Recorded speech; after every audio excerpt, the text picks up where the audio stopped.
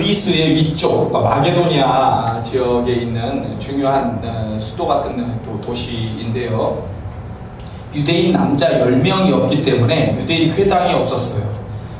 유대인이 없는 지역이기 때문에 처음 선교를 할 적에 맨 땅에 헤딩하는 거죠. 선교의 시작이 상당히 어렵겠다라고 하는 생각이 있었습니다만은 사도 바울이 강가에 나가서 앉아있는 여인들과 이야기를 나누는 중에 두아디라 성의 자주장사로서 하나님을 공경하는 루디아의 마음을 하나님이 열어주심으로써 이 빌립보 교회가 시작이 되었습니다. 사도 바울은 5절 말씀에, 지난주 말씀이었죠. 5절 말씀에서 빌립보 교회가 첫날부터 이제까지 복음을 위한 일에 참여하고 있다라고 이렇게 말하였는데, 이것은 사실이기도 하고 또 칭찬이기도 합니다.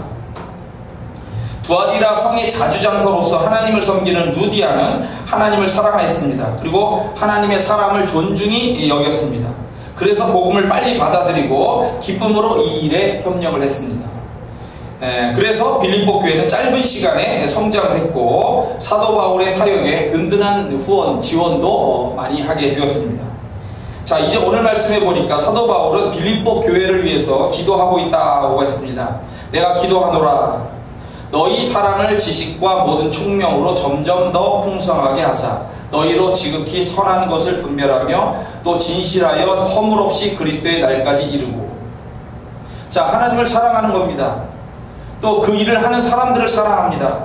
하나님의 일을 사랑합니다. 교회를 사랑합니다. 그런데 이것에 필요한 것이 있다는 거죠. 사랑을 할 적에 필요한 게 있어요. 첫째는 지식입니다. 제일 중요한 것이 하나님에 관한 지식이에요.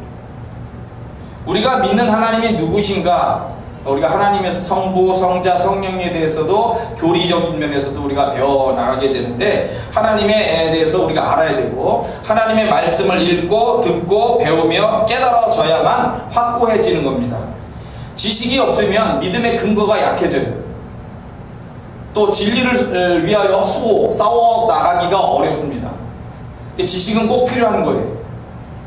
그 다음에 총명은 통찰력, 분별력이라고 하는데, 지각적으로 느끼는 그런 통찰력도 있고 도덕적인 분별력도 우리가 이제 얘기할 수가 있는데, 이 분별력이라고 하는 것은 결국 뭐냐면은 선한 것과 악한 것을 분별하는 거죠. 중요한 것과 중요하지 않은 것, 덜 중요한 것들을 분별할 줄 아는 거예요. 그래서 올바르게 선택을 하고 더 중요한 것들을 선택하면서 이렇게 행동을 하게 됩니다. 지식과 총명으로 지극히 선한 것을 분별하고 진실하여 허물 없이 그리스도의 재림의 날까지 이르게 되기를 기도한다. 아주 중요한 그런 기도 내용인데요. 성경에도 보면은 이 지식과 총명의 중요성을 이야기를 하고 있어요. 그 모세를 중심으로 해서 이스라엘 백성들이 출애굽을 한 다음에 이제 시내산에 올라서 하나님으로부터 회막, 그 당시 이제 성소, 성전 전이죠. 움직이는 텐트인데 회막이라고도 하고, 이 회막을 이제 만들어 나갈 때 이걸 만들 때 누군가가 만들어야 되잖아요. 근데 하나님이 모세를 통해서 딱 누구를 지정해서 불렀어요. 유다 지파 훌의 손자 우리의 아들 브살렐이라고 하는 사람입니다. 이 사람을 지명해서 불렀다고 그랬어요. 그 사람을 꼭 집어서 불러낸 거예요. 하나님의 영을 그에게 충만하게 하여 지혜와 총명과 지식과 여러가지 재주로 정교한 일을 연구하여 금과 은과 놋, 보석, 나무 등을 다루면서 기구를 만들도록 이렇게 하셨어요. 또 혼자서 하기가 어렵잖아요. 그러니까 단지파 아히사막의 아들 오홀리압이라고 하는 사람을 세워서 부살렐과 함께 하게 했고, 지혜로운 마음 있는 모든 자에게 지혜를 주어서 다양한 회막 기구를 만들게 했다라고 했습니다. 하나님의 이 전을 만드는 거예요. 예배드리는 처소를 만드는 이 일도 그냥 되어진 것이 아니고 그러한 일을 잘할 수 있는 사람을 뽑아서 이렇게 하게 했다는 거예요. 또 시간이 지나가서 민수기에 보면은 신통하다는 바벨론 선지자였던 발람이 등장합니다. 이 사람이 하나님의 선지자로 알려져 있었던 사람이다라고 표현하는데, 이 모압 왕이 이 사람을 불러가지고 이스라엘을 저주하라고 이렇게 하게 됩니다. 근데 이 사람이 이제 계속 7번 제단을 옮기면서 이렇게 모압을 축복하는 것이 아니라 자꾸 이스라엘을 축복하게 되죠. 그 중에 한 말씀입니다. 민수기서 24장에 나오는 말씀인데, 하나님의 말씀을 듣는 자가 말하며 지극히 높으신 자의 지식을 아는 자, 전능자의 환상을 보는 자, 엎드려서 눈을 뜬 자가 말하기를 하면서 얘기가 나오는데, 하나님의 복을 받는 이스라엘이 결국 너희들 나라 이 모압을 이길 것이고 에돔도 이길 것이고 승리를 거둘 것이다 라고 이렇게 예언을 해주고 있습니다. 그러니까 이런 미래에 대한 부분도 지식이 있고 분별력이 있는 거예요. 이렇게 해서 너희들이 이렇게 하면 안 된다, 너희들이 아무리 애써도 안 된다, 이런 거를 차단시키거나 노력을 저주하라고 하는 이런 노력들을 하지 못하도록 막는 역할을 하게 되는 겁니다. 모세가 혼자서 지도자로서 이스라엘의 모든 일을 다 감당할 수가 없어요. 그래서 중간 지도자들을 세워야 되겠다고 하는데, 신명기서 1장에 보면은 너희의 각 지파에서 지혜와 지식이 있는 인정받는 자들을 택하라. 내가 그들을 세워 너희 수령을 삼으리라 해서 지도자들을 추천하게 되는데, 이 사람들을 데려다가 천부장, 1000명을 데리고 있는 천부장, 100명을 데리고 있는 백부장, 50부장, 10부장, 그리고 조장을 세워서 이렇게 조직을 만들고 운영이 되도록 이렇게 하였던 겁니다. 또 하나님의 명령과 명령하신 규례와 법도를 지켜서 행하라고 모세가 이야기할 때 이렇게 표현하고 있습니다. 너희는 지켜 행하라. 이 하나님의 규례와 법도를 지켜 행하라. 이것이 여러 민족 앞에서 너희의 지혜요 너희의 지식이라. 그들이 이 모든 규례를 듣고 이르기를 이 큰 나라 사람은 과연 지혜와 지식이 있는 백성이로다 하리라. 자, 이스라엘 백성들이 지혜라고 하는 의미가 이게 여기서의 통찰력입니다. 이런 통찰력, 지식을 갖고 있다 이거죠. 정말 올바른 지식, 복을 받을 만한 지식을 갖고 있어서 정말 이 나라가 이렇게 컸구나, 이 나라가 정말 복을 받고 있구나, 이렇게 사람들이 감탄하게 된다는 거죠. 호세아서 4장의 말씀, 이스라엘 자손들아 여호와의 말씀을 들으라. 여호와께서 이 땅 주민과 논쟁하시나니 이 땅에는 진실도 없고 인애도 없고 어질고 사랑스러운 것도 없고 하나님을 아는 지식도 없다. 그리고 이제 잘못을 저지른다는 거예요. 그래서 6절에 보면 내 백성이 지식이 없으므로 망하는도다. 내가 지식을 버렸으니 나도 너를 버려 내 제사장이 되지 못하게 할 것이요 내가 내 하나님의 율법을 잊었으니 나도 내 자녀들을 잊어버리리라 하고서 하나님의 심판 예고가 호세아 선지자의 입을 통해서 전해지고 있습니다. 지식과 총명이 없는 거예요. 이 시대에 어떤 하나님에 관련된 것을 알고 그리고 분별하여 하나님의 뜻대로 살아가야 되는데 그렇게 하지 못해서 이스라엘이 망해간다라고 이렇게 이야기하는 겁니다. 지난주에도 제가 기생 라합에 대한 말씀을 한번 드렸었는데, 여리고 성의 기생 라합은 하나님에 관한 소문을 들었어요. 다른 사람과 다른 게 있습니다. 똑같이 다른 사람들도 들었어요. 근데 그 사람들은 마음이 물처럼 녹아졌다라고 하는 것밖에 없어요. 근데 이 기생 라합은 다른 점이 뭐냐면 하나님을 두려워하기 시작한 겁니다. 그리고 이스라엘 백성들이 그 하나님의 약속대로 이 땅을 차지하게 될 것이다, 그걸 믿게 된 거예요. 그러니까 이거를 자기가 여기서 계속 있으면 안 되겠구나, 살려면 이렇게 결단을 하게 되는 거죠. 나도 하나님을 섬겨야 되겠다, 나도 이스라엘 쪽에 붙어야 되겠다. 그래서 2명의 정탐꾼을 숨겨주고 빅딜을 하는 거예요. 나도 살려다오.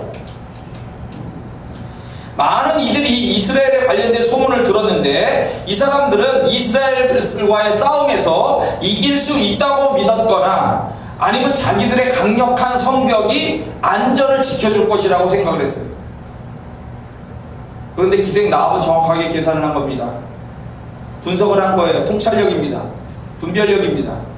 이 여리고성이 강력한 성벽을 가지고 있지만, 왜냐면 이 성벽이 성 하나만 있는 게 아니고 이 비탈진 곳에 성벽 본성도 튼튼하지만 이 앞에 예비성이 이렇게 있는 거예요. 그러니까 여기를 가려면 이거 타고 넘어가서 다시 여기를 공격해야 되는데, 여기서 만약에 돌을 던지거나 뜨거운 물을 던지거나 이렇다면 이 사람들이 이 어마어마한 희생을 치러야 된단 말이죠.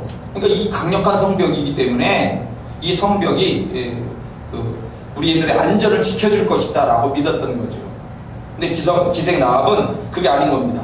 이 여리고 성이라고 하는 것이 본성과 예비적인 성으로 이렇게 강력하게 이렇게 세워져 있고, 그리고 군사력이 예비가 되어 있지만 이스라엘을 인도하는 하나님의 역사를 보면 기적들을 통해 가지고 애굽을 아주 끝판이 갈 정도로 그냥 끝나게 이렇게 하고, 또 홍해도 건너고, 그리고 여리고 성 앞에 요단강도 그렇게 그냥 육지처럼 건너면서 이렇게 기적을 행하고 있는데, 그 기적이 어떻게 일어날 줄 알아요? 그러니까 이 하나님의 역사 앞에 우리의 강력한 성벽이나 군사력은 소용이 없어진다, 분명히. 이 하나님의 역사는 이렇게 해서 약속을 주겠다고 약속을 지금 실행하고 있기 때문에 반드시 우리가 이길 수가 없다. 불가능을 가능으로 바꾸시고 좌절을 희망으로 바꾸시는 하나님의 기적이 일어나면은 한순간에 이 모든 것이 무너져 버릴 것이다 라고 하는 냉철한 분석을 통해서 알고, 이것이 올바른 지식이고 분별력이었던 겁니다. 그래서 이스라엘 쪽의 국기로 이렇게 해서 그 가정과 식구들, 친구들이 살게 되는 거예요. 마찬가지로 빌립보는 지금 로마의, 나중에 이제 커졌지만 로마의 황제의 특별한 명예에 의해서 이렇게 새롭게 도시가 마련되고 부유하게 커가고 있습니다. 로마의 시민권을 가진 사람들이 주로 여기에서 이제 그 지위도 얻고 혜택을 얻고, 그리고 노년에 이렇게 평안하게 살 수 있도록 혜택이 주어졌단 말이죠. 그런데 그 안에 들여다보니까 점치는 그런 문화가 있는 것이 드러나고 우상을 섬기는 그런 문화가 분명히 있었던 거죠. 그것이 최고라고 생각하고 사는 거예요. 그런데 두아디라 성의 자주장서로서 하나님을 섬기는 루디아와 많은 성도들이 이 안에서 하나님을 발견하고 섬기게 됐던 거죠. 그들의 입장에서 보면은 이 빌립보에 살고 있는 이 사람들의 근본적인 영적인 현실이 헛된 것을 섬기고 있다는 거예요. 오히려 하나님을 올바로 알고 섬기는 것이 진정한 복이요 생명인 것을 알고 섬기기를 원하는 그런 모습을 보였고, 사도 바울은 그렇게 계속해서 너희들이 성장하라고 얘기를 하고 있는 거예요. 내셔널 지오그래픽 채널에서 본 영상 중에 이게 있었습니다. 동남아시아의 최고로 높은 산이 해발 5,881m에 만년설로 덮여있는 동남아 최고봉 미얀마의 카카보라지라고 하는 산이 있습니다. 이 산을 등반하기 위해서 사람들이 가게 되는데, 이 산은 지금까지도 정복되지 않은 산입니다. 에베레스트 산 같은 경우는 정복이 됐는데 이 산은 정복한 사람이 없어요, 아직도. 그래서 이 산을 정복하기 위해서 사람들이 지금 찾아가는데, 막 정글을 통과해서 가는데 차 도로가 없기 때문에 오토바이에다 막 짐을 싣고 이렇게 해서 엄청난 짐들을 옮기는데, 이 많은 짐을 옮기는 문제 앞에 어려워하고, 또 정글을 빠져나가는 문제가 힘들다 보니까 일정이 빡빡해지고 온갖 어려움을 겪으면서 산에 가는데, 결국 남자 3명과 여자 2명이 산에 오르게 되었습니다.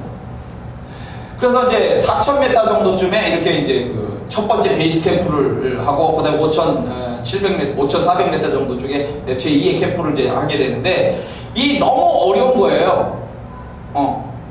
산이 너무 어려운 거야. 그래서 너무 험하고 시간도 지금 일정이 촉박한 상황이고, 빠른 등반을 위해서는 5명이 다 산의 정상에 올라가기에는 너무 에너지가 힘들다. 그러니까 3명만 올라가자. 남자 3명만 올라가고 여자 2명은 포기하자. 여기 대기하자. 이렇게 이제 남자들이 생각을 합니다. 근데 힘든 순간이에요, 그 순간이. 왜냐하면 2명의 여자도 이 산을 정복하기 위해서 노력을 해왔고, 그리고 여기까지 온 거란 말이죠. 특히 여자 대장은 많은 산을 다녔어요. 마지막까지 나도 오를 수 있는 힘과 지혜와 능력이 있다라고 생각하는데, 팀의 승리를 위해서 자기가 포기를 해야 된다는 것 때문에 눈물을 흘리게 되는 거예요. 어려운 선택이죠. 내가 가야 되느냐 말아야 되느냐. 근데 하여튼 남자 셋이 그럼 올라가시오 하라고 자기가 어려운 선택을 해서 보냅니다. 그 남자 셋이 올라가는데 정상이 저기 바라다 보여요. 근데 여기서 막 그 산까지 가기까지 엄청난 과정도 있잖아요. 근데 이제 4,000m도 올라가고 5,400m까지 올라가고 이제 거의 이 정상이 다 보이는 거예요. 저 바라다 저쪽에 있는 거예요, 정상이. 그런데 결국 포기했습니다. 왜냐? 3명이 줄을 연결해가지고 이렇게 이제 올라가는데, 그 마지막 단계에서 자기들이 가지고 있는 그 장비만 가지고서는 그 길이 험해서 갈 수가 없는 거야. 만약에 위험을 무릅쓰고 정상에 오른다고 하더라도 지금 해가 저물어가고 있기 때문에 내려올 시간도 부족하고 장비도 제대로 갖추지 못했기 때문에 정상에서 꼼짝없이 갇혀서 얼어 죽어야 된다는 거예요. 상황. 근데 더 큰 문제는 자기 자신들은 정상을 정복하고 혹시라도 죽어도 괜찮아. 그런데 지금 5,400m 경에서 지금 제2캠프에서 기다리고 있는 2명의 여자 대원들은 장비가 없어. 왜냐면 그동안에 장비 때문에 고생을 하도 많이 해서 시간도 촉박해서 장비를 중간에 다 놓고 왔거든요. 갖고 갈 수가 없어서. 그래서 이 마지막 장비들을 이 남자 셋이 갖고 올라갔는데 이 장비로도 못 올라간다는 판단이 든 거예요.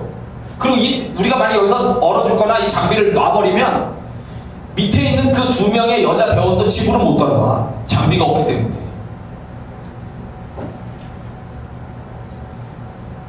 특별히 이 남자 3명 중에 1명은 이 내셔널 지오그래픽을 찍고 있는 기자입니다. 이 사람은 20년 전에 자기 2명의 친구와 함께 이 산을 정복하기 위해서 여기를 왔었어요. 근데 그때 도전을 못했죠. 어려워서. 그래서 앞으로 우리 인생에 꼭 성공을 한번 해보자. 이 산에 정복을 해보자 라고 다짐을 했고, 그 이후에 이제 각자 또 삶을 살면서 시간을 이제 기다리고 있었는데 2명의 친구가 모두 죽었어요. 한 명은 북극을 탐험하다가 고래가 배를 타고 가는데 고래가 물 위로 뛰쳐 올라오면서 이 배를 덮쳐가지고 부딪히면서 5명이 물에 빠져서 그냥 다 동사하고 죽었어요. 또 한 명은 다른 산을 올랐는데 눈사태가 일어나면서 눈사태에 깔려서 목이 부러지면서 죽었어요. 그러니까 이 자기 친구들과 이 산을 가자고 약속했는데 2 친구가 다 죽으니까 그 2명의 사진을 가슴에 품고 내가 정상에 올라가면 이 사진을 거기다 묻겠다 라고 생각하고 이 산을 정말 인생에 한 번밖에 올 수 없는 것 같은 이런 기회를 마련해가지고 왔는데 그 못다 이룬 꿈을 느끼는 거죠. 그래도 마지막 순간까지 정상에 어쨌든 오르겠다라고 하는 건 욕심이고 야망이에요. 근데 그 야망과 욕심을 버리는 것이 이 순간에는 지식이고 총명이라는 거죠. 분별력이라는 거죠. 왜? 그거는 잠깐의 영광이고 나는 죽는 거야. 나만 죽는 게 아니고 대기하고 있는 사람도 죽어버리는 거죠. 그렇기 때문에 우리 모두가 다시 살고 그리고 생명을 얻어서 또 다른 기회를 마련하기 위해서는 이 등정을 지금 이 순간에 포기를 해야 된다라고 하는 것을 판단하고 눈물을 흘리면서 중간에 내려오게 되는 거죠. 빌립보 교회는 하나님을 사랑합니다. 그리고 빌립보라고 하는 상황 속에서 하나님에 관한 올바른 지식과 그리고 분별력을 가지고 이렇게 진실하게 그리고 하나님을 섬겨 나가서 살아야 된다. 살아야 된다. 너희들의 믿음이 그 빌립보의 문화와 종교적인 싸움에서 져가지고 실패하고 좌절하는 것이 아니라 하나님의 은혜로 계속 성장하고 살아서 귀한 역사를 이루어라 라고 얘기하는 거죠. 그래서 11절 말씀에 이렇게 또 얘기합니다. 예수 그리스도로 말미암아 의의 열매가 가득하여 하나님의 영광과 찬송이 되기를 원하노라. 자, 의의 열매는 율법적 열매가 아니고 성령의 열매를 맺어가라라고 하는 다른 표현이다라고 볼 수가 있습니다. 열매를 기대하는 것은 모든 어떤 이 자연계의 기본적인 거예요. 식물, 동물, 사람, 조직, 교회 다 포함해서 열매를 거두어서 그 다음 계속해서 성장하기를 원하는 마음들이 다 똑같은 겁니다. 특별히 여기서는 열매를 맺을 때 하나님의 영광과 찬송이 되게 한다라고 얘기하는데 이것이 우리의 믿음의 목표고 증거인 겁니다. 신명기서 26장 여호와께서도 내게 말씀하신 대로 오늘 너를 그의 보배로운 백성이 되게 하시고 그의 모든 명령을 지키라 확언하셨느니라. 그런즉 여호와께서 너를 그 지으신 모든 민족 위에 뛰어나게 하사 찬송과 명예와 영광을 삼으셨다.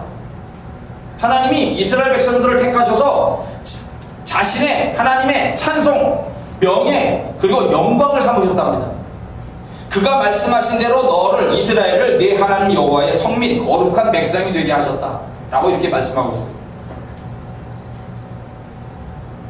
그러니까 하나님은 우리를 통하여 영광 받기를 원하신다는 걸 볼 수가 있죠. 그죠?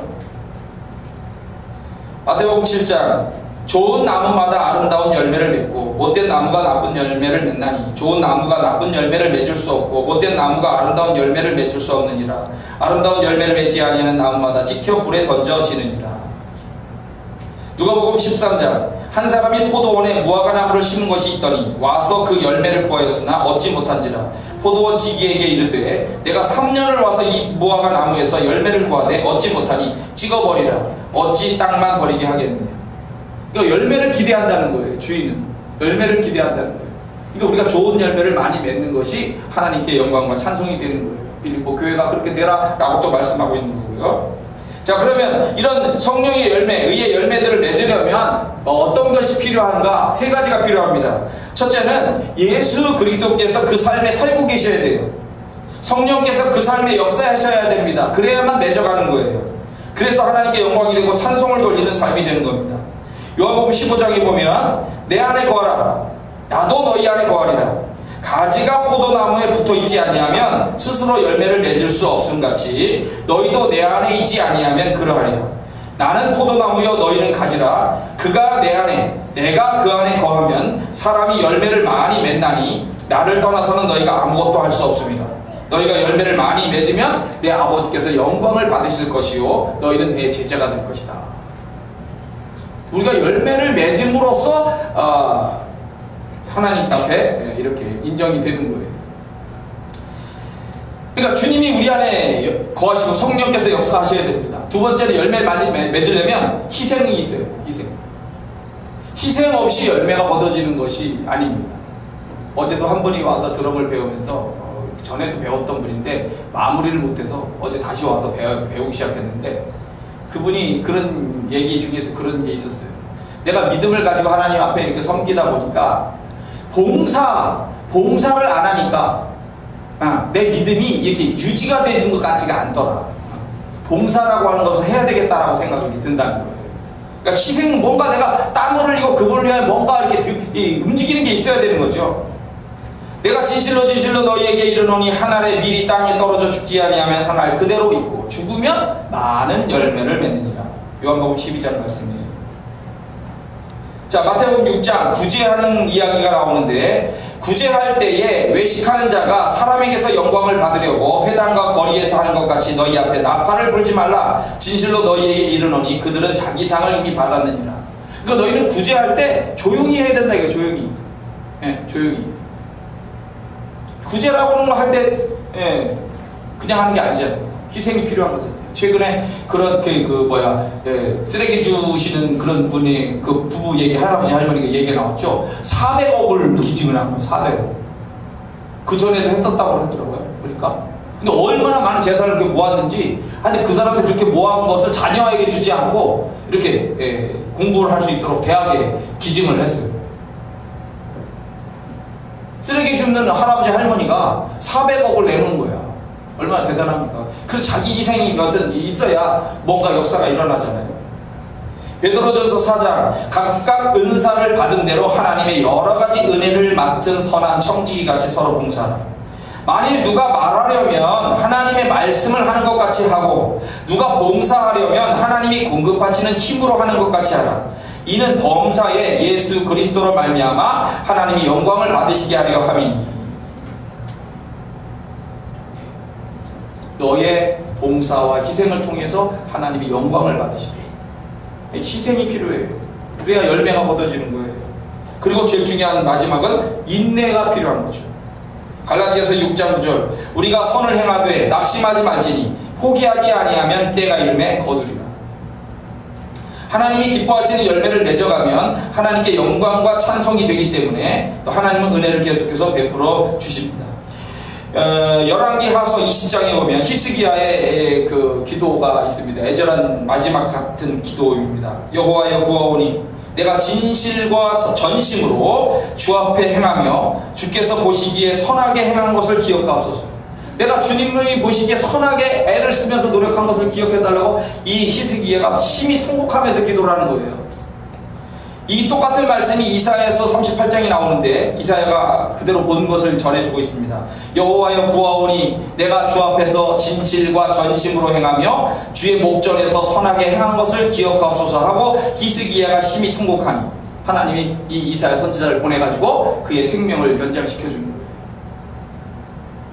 내가 그렇게 인내하며 어려운 가운데서 어려운 시기에 이렇게 우상단지로 덮인 이 세상을 개혁하게, 종교 개혁을 하기 위해서 그렇게 많은 노력과 이렇게 하는 것을 내가 알고 영광을 받았고, 그래서 내가 너의 그런 간절한 기도에 응답해서 네 생명을 연장시켜주겠다. 해 그림자를 뒤로 빠꾸 해가 빠꾸로 가게 이렇게 하겠다. 이렇게 하면서 그 증거까지 보여주시는 거예요. 느헤미야서 5장 내 하나님이여 내가 이 백성을 위하여 행한 모든 일을 기억하서 내게 은혜를 베푸시옵소서. 내 하나님이여 이 일로 말미암아 나를 기억하옵소서. 내 하나님의 전과 그 모든 직무를 위하여 내가 행한 선한 일을 도말하지 마옵소서. 누구의 기도냐면 느헤미야의 기도예요. 느헤미야가 페르시아의 술 맡은 관원이었는데 이렇게 그 왕의 총애를 입어가지고 내 나라가 망해가고 어려운 가운데 있습니다 해가지고 내가 가서 일을 할 수 있게 해달라고 그러니까 총독으로 가게끔 이렇게 부임시켜 준 거예요. 그래서 가가지고 이렇게 나라의 예루살렘에 성벽이 없기 때문에 자꾸 적들이 침입하잖아요. 성벽을 만들고 나라를 온전하게 율법적으로 하나님이 원하시는 대로 세우기 위해서 노력을 한 거죠. 많은 원수들이 방해하고 그를 죽이려고 막 암수도 씁니다. 그런데 그거를 계속해서 이기면서 하나님의 은혜를 받아서 예루살렘 성벽을 완성하고 그리고 모든 그런 나라를 재건하는데 큰 일을 하게 된 거예요. 선한 인내를 가지고 계속해서 싸워가니까 하나님 이 느헤미야라고 하는 사람에게 복 주셔서 그런 역사들이 일어나게 만들어 주셨던 거죠. 그렇기 때문에 결국은 빌립보 교회도 그렇게 사랑과 지식과 총명 이렇게 해서 성장하고 그 다음에 이렇게 하나님의 영광과 찬송이 되도록 귀한 일들을 이루어 가도록 내가 기도한다. 그렇게 되는 거죠. 빌립보 교회가 또 기도대로. 오늘 우리도 이 빌립보의 말씀을 보면서 똑같이 우리가 사랑 안에 사랑을 가지고 있는데 하나님에 대한 사랑, 지식을 가지고 총명하게 분별하면서 우리가 계속해서 믿음으로 성장해 가야 되고 그리고 열매가 많이 맺혀서 하나님의 영광과 찬송이 되는 그런 일을 꿈꾸는 여러분과 제 삶이 되고 우리 교회가 그런 교회가 되기를 간절히 바랍니다. 다시 한번 기도하겠습니다.